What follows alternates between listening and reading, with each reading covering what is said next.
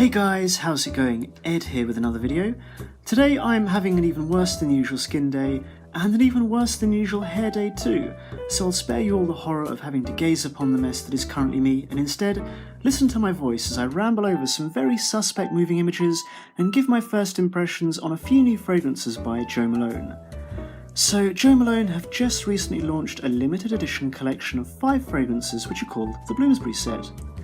Now, Wikipedia tells me that the Bloomsbury Group, or Bloomsbury Set, was an influential group of associated English writers, intellectuals, philosophers and artists, the best known members of which include Virginia Woolf, John Maynard Keynes and E.M. Forster.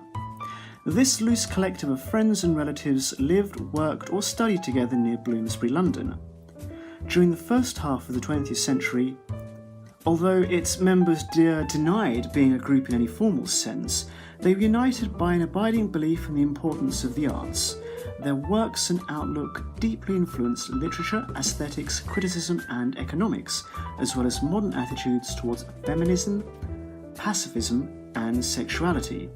But the Jo Malone blurb is a lot less poncy, as it merely says, inspired by the free-spirited artists of the Bloomsbury Set, a collection of scents capturing the intoxicating essence of an unconventional life in their legendary country home in Sussex. The fragrances in the Bloomsbury Set are called Blue Hyacinth, Garden Lilies, Leather and Artemisia, Tobacco and Mandarin, and Whiskey and Cedarwood. All 5 fragrances in the Bloomsbury Set were composed by Jan Versneer, whose CV includes fragrances such as Marc Jacobs Bang, Tom Ford Oud Fleur, and Aldehyde 44 by Le Labo. But this is the first time he's worked on fragrances for Jo Malone.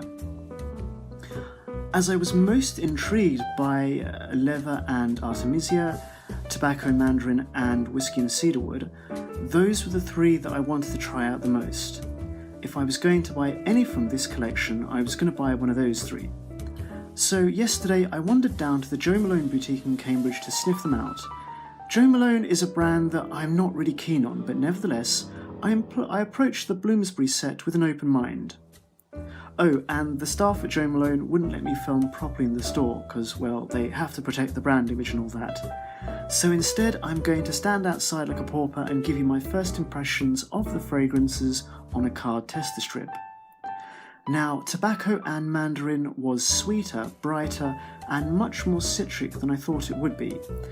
The Tobacco plays a convincing second fiddle in the background, and there's a touch of greenness in there too that has a very slight herbal aspect to it. But the note of Mandarin remains throughout the entire life of the fragrance. Overall, simple but effective and totally unisex. Next up, we've got Leather and Artemisia. This was like a dewy floral with a smooth touch of something that smells a little bit fruity, a bit like a pear. This fragrance makes me think of pastel colours layered upon a soft, well-worn leather canvas, mixed in with a few drops of absinthe. I really do feel like this is gender neutral. I also can't help the feeling that this is a very lightweight fragrance, though it didn't last for toffee on the tester strip, and I doubt it would fare much better on my skin. Last but not least, we've got Whiskey and Cedarwood. This was what I was most looking forward to trying out. However, it seems like a lot of other people had the same idea as me, as it actually sold out in the Cambridge boutique, and it's now sold out online too. They had one tester bottle without a cap behind the counter, but that was it, and they wouldn't let me buy that either. Anyway, Whiskey and Cedarwood is a dry, lightly resinous, softly spiced fragrance, and it's not overly heavy on that whiskey note, so it gives the impression of booziness rather than any kind of photorealistic rendition. The fragrance almost reminds me of a sticky wood floor in a bar or pub, which may sound kinda gross, but it's really not. Anyways, this was the only one of the trio that I tried directly on my skin, and it's the most masculine of the 3. I think it's the best smelling of the Bloomsbury Set, and I'm so annoyed that it's sold out, otherwise I would have bought a bottle of this then and there.